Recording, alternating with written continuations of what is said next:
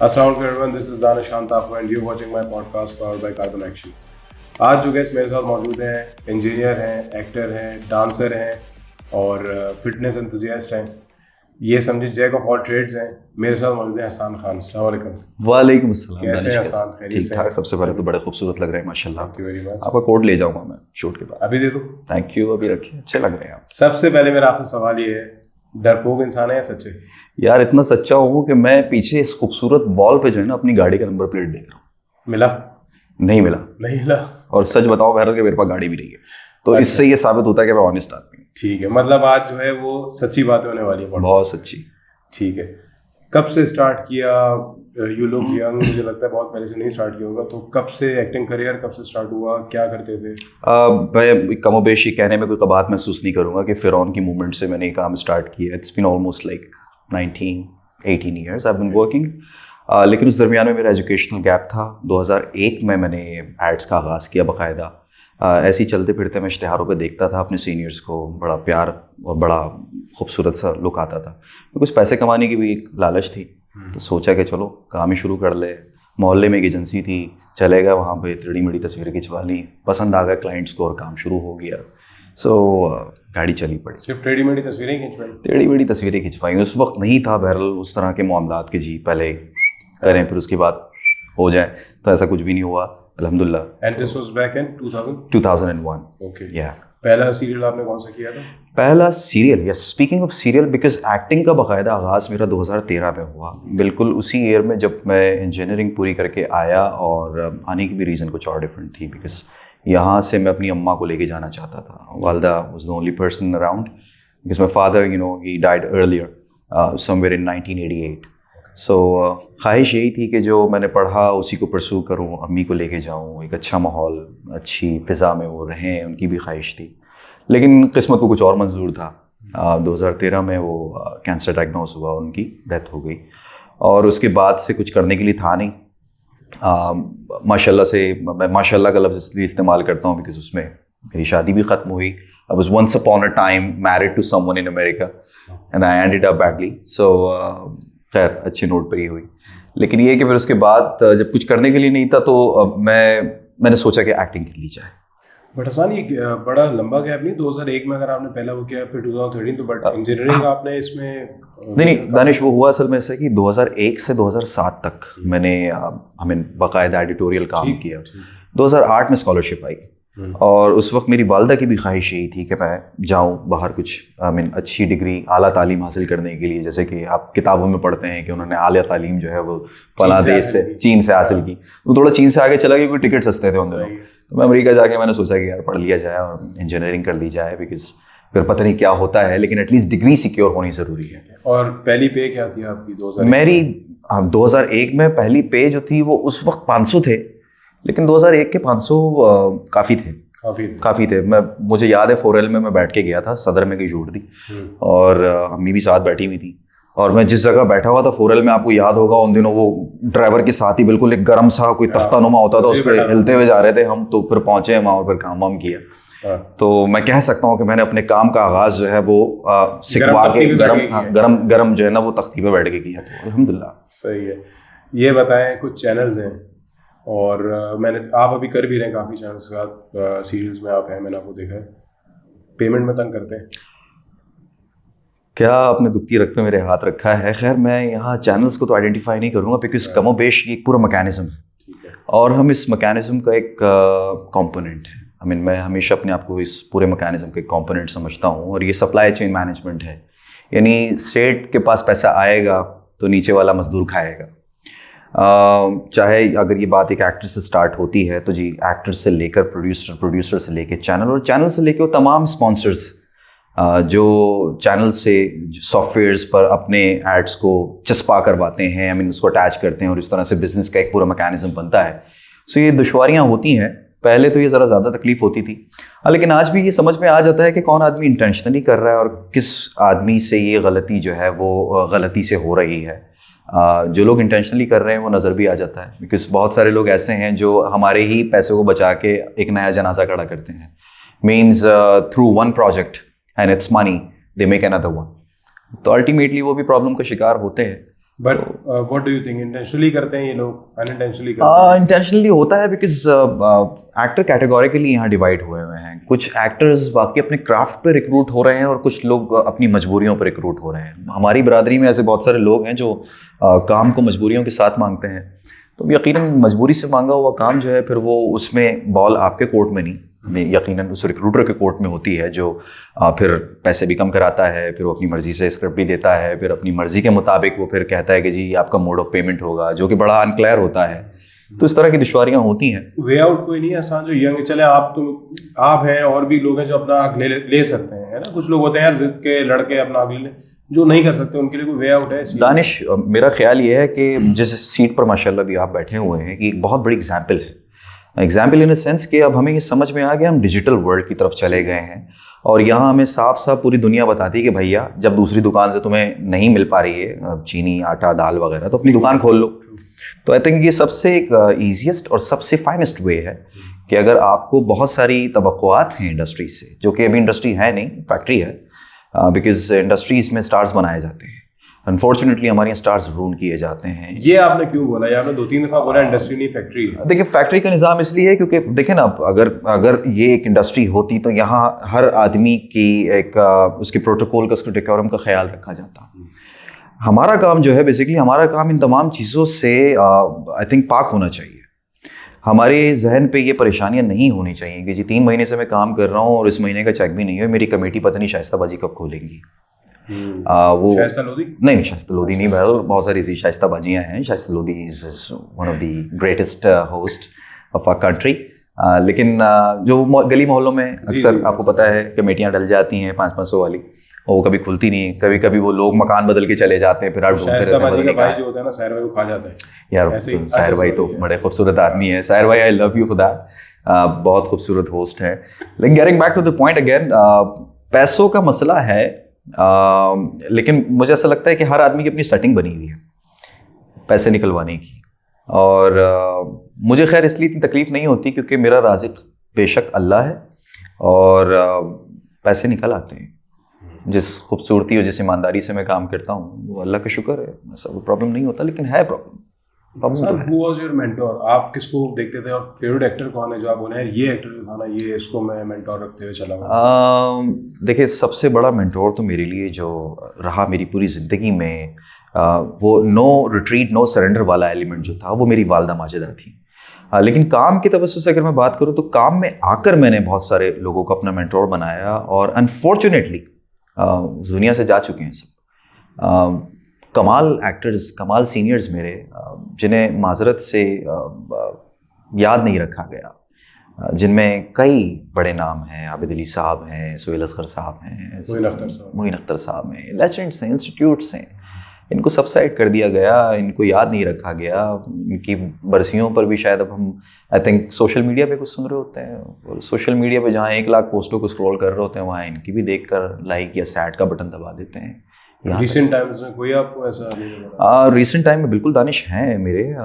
मुझे शौद भाई बहुत पसंद हैं। ऐसे एक्टर्स मुझे सीनियर्स वो लोग पसंद हैं ज़्यादातर जो नेपोटिज्म के ख़िलाफ़ हैं, जिनमें नेपोटिज्म का एलिमेंट नहीं है। वो एक्टर मैं कोशिश करता हूँ मेरे मेंटोर ना हो पाएँ जिन्हें सिर्फ अपने बच्चों का ख्याल है।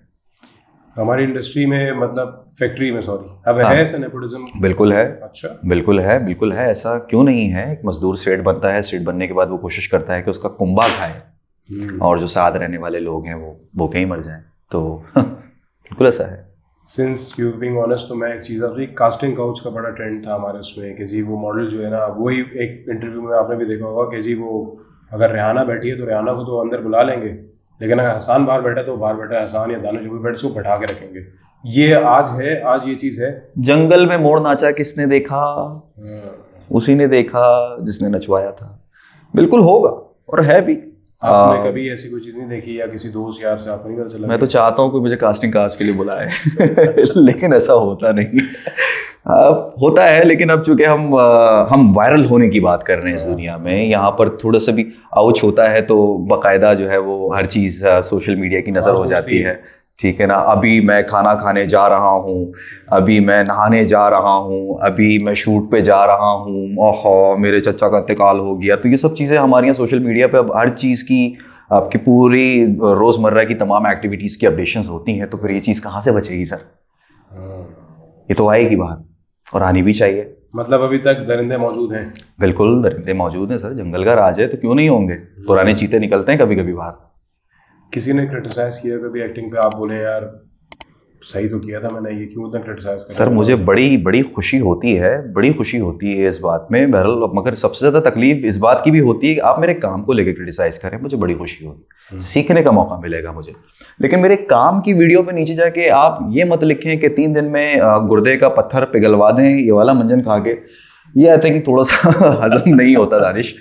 काम के मुतालिक बिल्कुल क्रिटिसिज्म सुनना किसको पसंद नहीं है, हमें तो बल्कि अच्छा लगता है। मुझे गालियाँ पड़ती हैं, मुझे प्यार भी किया जाता है, and I do that because लोगों के लिए मेरे लिए एट टाइम वो इतनी खूबसूरत बात होती है कि इतना आइडेंटिफाइबल होता है लोगों के लिए कि यार वो उन पर वो चीज़ उस वक्त वो इस तरह से रिलेट कर रहे हैं और उसके बाद वो अपना इतना जेन्युइन फीडबैक दे रहे हैं। बिकॉज यही हम एक्टर्स के लिए, क्योंकि जो पैसे हम चार्ज करते हैं वो हमारी बेइज्जती के मुताबिक नहीं होते, तो इन दी एंड अल्टीमेटली जो हम अपना कंपनसेशन देखते हैं वो ये देखते हैं कि जो परफॉर्म कर रहे हैं उस पर आउटकम क्या आ रहा है आवाम की जानिब से। तो आवाम हमारे साथ बहुत लविंग है, बहुत ऑनेस्ट है अल्हम्दुलिल्लाह। कोई ऐसा कैरेक्टर आपका जो आप बोलो यार ये मुझे ना याद रह गया, मेरा जबरदस्त, मतलब खुद आप देखते हो यार हाँ मैं ये कैरेक्टर किया था, मजा आया मुझे इसमें? वैसे तो हर कैरेक्टर बहुत ही याद होता है आपका यार ऐसा जो आप बोलते हो कि इसमें यार मैंने बड़ी मेहनत की थी और रिजल्ट्स भी अच्छे निकले इसके? देखिए मसला ये हुआ कि मैंने जिन कैरेक्टर्स पे बहुत ज़्यादा मेहनत की वो उस तरह से रिजल्ट्स में निकल नहीं पाए। उसके पीछे ना निकलने की बहुत सारी रीजंस थी। देखें फिर वही बात करते हैं हम मैकेनिज्म की, कंपोनेंट्स का इक्वली बैलेंस्ड होना और स्ट्रांग होना बहुत ज़रूरी है। अगर एक एक्टर अच्छा आप रिक्रूट कर रहे हैं लेकिन एक डायरेक्टर आपने वो रिक्रूट कर लिया जिसने शादी के कैमरे उठा के सिर्फ वलीमे शूट किए हैं, तो वो आप उस तरह से पोर्ट्रे नहीं कर पाएगा। तो ये एक बड़ा बैलेंस मैकेनिज्म होता है। तो कमोबेश सारी ही परफॉर्मेंसेस मेरे दिल से बहुत करीब है बिकॉज उसमें मैंने अपना आप मारा है। मेरे लिए स्क्रिप्ट को डील करना is like adopting a baby, जिसे मुझे अब खुद नर्चर्ड करना है बिकॉज उसमें ना राइटर की किसी तरह की सपोर्ट हमको फराहम होती है, ना ही डायरेक्टोरियल पर्सपेक्टिव से होती है, बिकॉज सब ने अपना नपतुला सोचा होता है, सब मैनेजर्स बने हैं, सब ने एक सॉफ्टवेयर बना के देना है। तो क्रिएटिविटी तो कहीं सफारी पार्क घूमने गई भी होती है उस टाइम में। So I think you know Hasan, have you ever felt कि यार हो गया यार, थक गया हूँ, बस रोकता हूँ एक्टिंग करियर को, कहीं किसी और चीज़ में परस्यू करता हूँ? रोज़ाना सोचता हूँ लेकिन इस मीडियम के ज़रिए मुझे दानिश खुद को एक्सप्लोर करने का बड़ा मौका मिलता है और वहाँ से मुलाकात का मौका मिलता है मुझे। बिकॉज आप एक काम करते हैं, आप इंजीनियरिंग के प्रोफेशन को लेते हैं, आप डॉक्टर के प्रोफेशन को लेते हैं, आप अपनी रूही जी रहे होते हैं ultimately in the end of the day. But drama एक ऐसी चीज़ है जहाँ अपने किरदार की नफ़ी करके बहुत सारे किरदारों से मिलने का मौका मिलता है। वहाँ पर उम्र से पहले आपको एक जिम्मेदार बाप बनने का एहसास भी होता है, एक भाई बनने का एहसास भी होता है। आई थिंक मैं एक अच्छा बेटा तो रहा हमेशा, हो सकता है शायद एक अच्छा दोस्त ना रहा हूँ, एक अच्छा भाई ना रहा हूँ।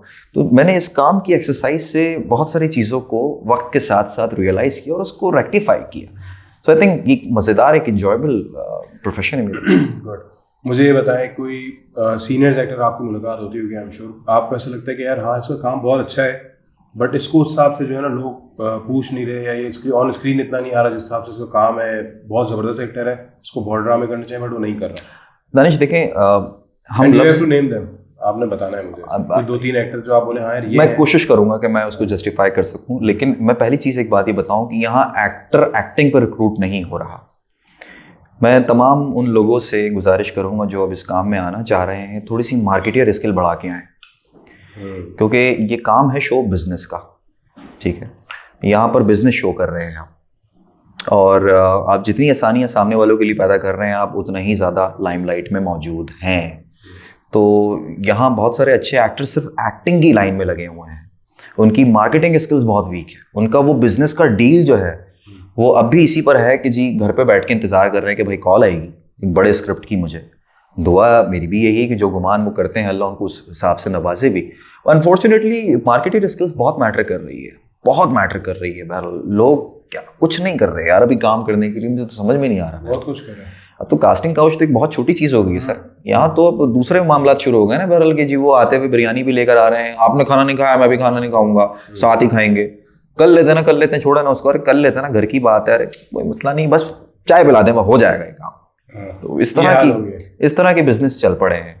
तो उसमें बहुत सारे हमारे अच्छे एक्टर्स जो हैं वो रोल पट गए हैं। एक जस्टिस वाली लाइन नहीं है, एक स्क्रीन टेस्टिंग नहीं है, एक ऑडिशनिंग नहीं है, वो प्रोसेस तो है ही नहीं ना। हम तो लाइन लगा के खड़े हैं। क्या आपको नजर आती है कोई चीज इसको बेहतर कैसे कर सकते हैं? मीडिया इंडस्ट्री पे हिरोशिमा की तरह एक बम फाड़ा जाएगा, वो सब वैनिश होंगे, उसके बाद फिर एक सिरे से शुरू होगी, नई नस्ल जवान होगी और फिर नया बिजनेस आएगा, नए नॉर्म्स आएंगे, नए फंडामेंटल्स एक्टिंग के बनेंगे, which is not possible. I think मेरा ख्याल है कि being individual, being Danish and being Hasan, we have to make this initiative and make that possible for others. तो हम उस मंजिल पे अब गामजन हो गए हैं, हम लग गए हैं, हम अपने बारे में नहीं सोच रहे सर। तो बड़ा खूबसूरत शेर मैं यही पे कहना चाहूँगा कि ख़त के छोटे से तराशे में नहीं आएंगे, गम ज़्यादा हैं, लिफाफे में नहीं आएंगे सर। क्या बात है, क्या बात है। ये बताएं, मूवी का कोई प्लान है इंशाल्लाह, कोई मूवी वगैरह में आने का? अरे जिस दिन बनेगी उस दिन जरूर काम करेंगे इंशाल्लाह मूवी में। अच्छा, महंगे ड्रामे के लिए यार हम इतनी कोशिश करें, यहाँ तो बड़े बड़े ड्रामे की आखिरी एपिसोड जो है वो माशाल्लाह चल जाती है। और जब तक ड्रामा डायरेक्टर मूवी को पढ़ के नहीं आएगा, मेरा नहीं ख्याल कि मैं इतनी जल्दी में हूँ कि कोई मेरे लिए 2.5 घंटे में राय कायम करे कि गंदा काम किया। सो मैं चाहता हूँ कि मैं ड्रामे से जुड़ा रहा हूँ तब तक जब तक यहाँ मूवी सही तरह से रिवाइव न कर जाए। The legend of Maulana is one of the example, but उस तरह के डायरेक्टर्स हमारे पास अभी नहीं है। अल्टीमेटली दूसरे डायरेक्टर्स पे बहुत ज़्यादा जिम्मेदारी आयद हो गई है, तो अब शायद लगता है कि कुछ लोग जाएंगे और पढ़ के आएंगे और सही तरह से VFX इस्तेमाल करेंगे। वो नहीं होगा कि जी हीरो यहाँ से चल रहा है और पीछे जो है आपने रानी बम फाड़ा है और इम्पैक्ट आपको वही मिल रहा जाने के बहुत बड़ा धमाका हुआ है। आसान इससे ये एक्टिंग फील्ड में तो आप माशाल्लाह बहुत ज़बरदस्त अपना रोल वो करें। कोई और शौक, हॉबीज़ हैं, गाड़ियों का शौक, बाइक्स वगैरह का? यार सच्ची बताऊं दानिश, तो जो कमेटियाँ मेरी अभी फंसी हुई हैं वो खुल जाती हैं, तो इन तमाम नंबर प्लेट्स में से और पीछे तमाम जो गाड़ियाँ हैं इनमें से कोई गाड़ी में ज़रूर आके खरीदूंगा। प्लीज़ दे दें पैसे, कमेटी मेरे भाई की प्लीज़ कर देना, आप तो कर दें। बहुत मसले हो रहे हैं। बहरहाल पता है टेंशन क्या है? टेंशन सबसे बड़ी ये है कि मुझे ना वो पानी की टंकी भी ख़त्म हो गई है, पानी डलवाना है प्लीज़। आजकल डाइवोर्स बड़ी हो रही है, क्या इशू है? यार मैं तो खुद सोच रहा हूँ कि इतने डाइवोर्स क्यों हो रही हैं, हालांकि अगला महीना सर्दी का है। सर्दियों में जोड़ों के साथ रहना बहुत ज़रूरी है। आप देखते हैं हम तो जो कि जहाँ रहते हैं वहाँ दरख्त बहुत हैं, परिंदों को देखते हैं जोड़ों के साथ होते हैं। ठंड का मौसम है, ठंड में एक दूसरे से जुदा हो जाना, ये कहाँ की अक्लमंदी है यार। कोशिश करें, अगर तो गुंजाइश है तो कम से कम दिसंबर तक एक साथ रहें। मेरे इस मशवरे पे आप मुझे ही दुआ देंगे, नहीं होनी चाहिए डिवोर्स। आई थिंक इसके पीछे रीज़न ये भी है कि बच्चे हैं आपके आगे, आपकी फैमिलीज़ हैं। अगर उस तरह का कोई, अगर if things could be worked out then you should work that out. अगर कोई इंडस्ट्री में नया टैलेंट आना चाहता है, उसको किस चीज़ की ज़रूरत है आपके हिसाब से? उसके लिए काफ़ी चीज़ें चाहिए। उसके लिए आपको तकरीबन 1.5 पाव टमाटर चाहिए, 2 किलो आलू चाहिए, आधा किलो प्याज, इसके अलावा आपको कुछ 2 नींबू और थोड़े से जायफल वगैरह, पिसी हुई मिर्चें, हल्दी वल्दी, ये सब चीज़ें चाहिए। भाई आपको किसी चीज़ की ज़रूरत नहीं है, आप ऐसे ही आ जाएं खाली हाथ मेरी तरह। इदारों में जाइए और उनसे पूछिए आपको क्या चाहिए, तो जो होने चाहिए घर जाके वही तैयार कीजिए और काम करने आ जाइए। क्या बात है यार, क्या बात है। आसान, बहुत मज़ा आया आपका पॉडकास्ट का, मेरे व्यूअर्स को भी बहुत मज़ा आएगा। थैंक यू वेरी मच आप आए। इसी के साथ मुझे और मेरे खूबसूरत होस्ट दानिश खान को बहुत बहुत दुआओं में यहाँ से रुखसत कीजिए, बदुआ मत दीजिएगा क्योंकि हालात वैसे ही ख़राब चल रहे हैं। Thank you Danish. Ladies and gentleman, this was Hasan Khan for you. This is your host Danish Khan ताफो साइनिंग ऑफ। हमारे यूट्यूब चैनल को सब्सक्राइब करना ना भूलिएगा, बेल आइकन पर क्लिक करें। थैंक यू, अल्लाह हाफ़िज़।